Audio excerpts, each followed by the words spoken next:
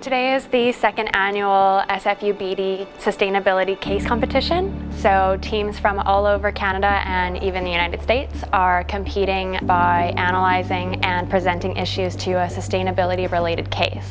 We get a case on Friday night at 5:30. We have to read it, figure out what's going on, and do a presentation the next morning. So the case that we got is regarding the company Intel and what they've been doing with their corporate social responsibility and their initiatives with conflict materials in their products.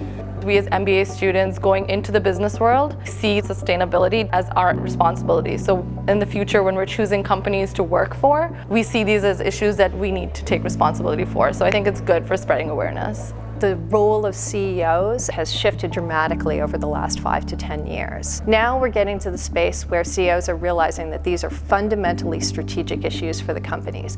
And so this case is reflective of that. Conflict minerals came onto Intel's agenda. It took them by surprise. They made a commitment to deal with it, not because they thought it was the right thing to do, but because they thought it was fundamental to their business going forward. To make things like your cell phone, your computers, use materials like tin, titanium, gold, and other minerals that come from Congo. The proceeds of it are going to rebel groups or militias to support the civil war. There's a number of players and they're not working together. This is made immensely worse by a legal and regulatory environment that's very fragmented and has no ability to hold anyone accountable or to do a very good job of enforcing any kind of regulation, even at that level. We see ourselves as the executive team for Intel, for this major electronics manufacturing company. Our CEO has gone out on record in a very public sphere to say that we're going to tackle the issue of conflict minerals.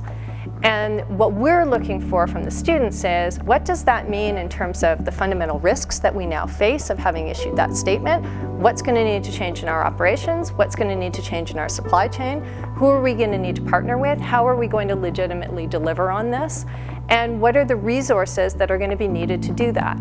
It really felt like sitting in front of the board of Intel, and they made sure that their tone and the rigor of their questions matched that. And we learned so much from that experience. In terms of learning experiences here as an MBA candidate, it gives you a really strong understanding of how much you can accomplish in a very short period of time, and it's not until you have the opportunity to use this information and use the skills we're provided in the classroom that you really understand the full value of what you're doing.